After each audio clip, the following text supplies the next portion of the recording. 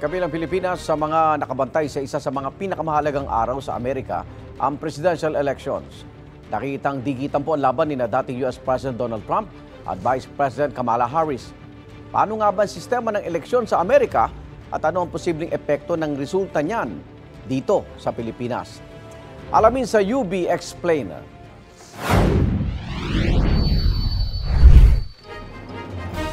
Pumipili na ang mga botante sa Amerika ng susunod nilang leader. Nananatiling mahigpit ang labanan at halos tabla sa election surveys ang dalawang kandidatong sina Kamala Harris at Donald Trump. Si Harris ang incumbent US Vice President at running mate ni US President Joe Biden noong 2020 elections.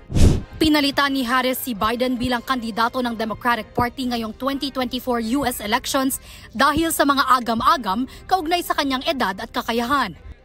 Bago maging vice-presidente si Harris, naging senador siya at attorney general o katumbas ng solicitor general sa State of California. Si Trump naman na isang negosyante ang pambato ng Republican Party.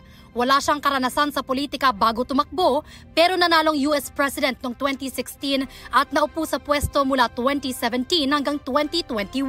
Tumakbo siya para sana sa ikalawang termino noong 2020 elections pero natalo kay Biden.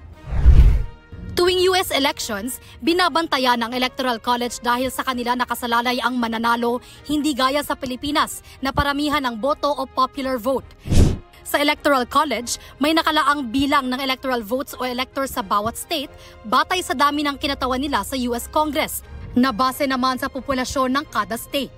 Kung sino ang pipiliin ng nakararami sa isang state, ay siya ring madalas na ibinoboto ng mga elektor. Sa 538 electoral votes, 270 ang kailangan para manalo. May states na kilalang baluarte ng Democrats at meron ding solid Republicans. May mga tinatawag ding swing o battleground states kung saan halos pantay ang boto sa pagitan ng Democratic at Republican candidates.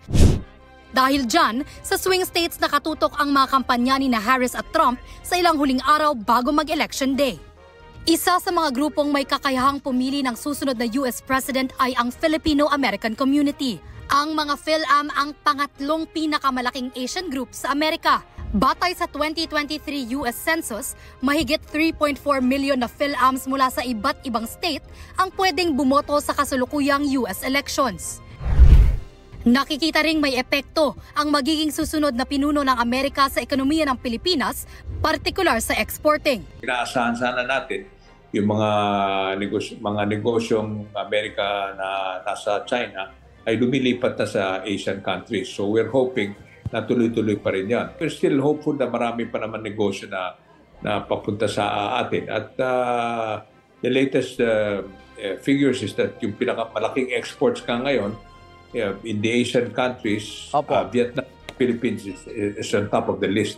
Inaasahan namang mananatiling matatag ang ugnayan ng Pilipinas at Amerika pagdating sa depensa, sino man ang maupong presidente. Yung defense treaty natin, tuloy-tuloy yan. Importante rin para sa kanila yan dahil nasa interest rin nila na yung Indo-Pacific region nandyan ang Amerika.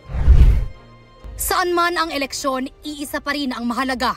Ang pumili ng mga leader na magsisilbi ng tapat at totoong magmamalasakit sa kanyang mga pamumunuan. Ito ang unang balita. Bea Penlac para sa GMA Integrated News.